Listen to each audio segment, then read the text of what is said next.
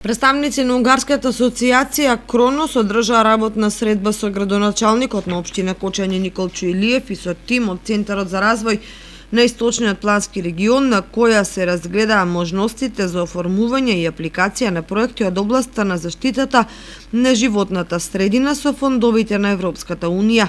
Градоначалникот Илиев ги представи приоритетите, предлог проекти за Кочање, давајќи акцент на можноста за искористување на оризовата слама во производството на електрична енергија. Проект што воедно ќе обезбеди и заштита на животната средина од сегашната пракса на спалување на жетвените остатоци.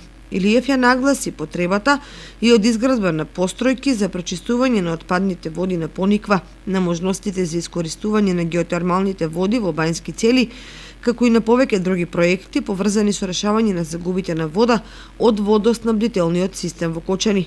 Предноста на Кочани во однос на другите општини од регионот е што за голем дел од проектите веќе располага со подготвена техничка документација.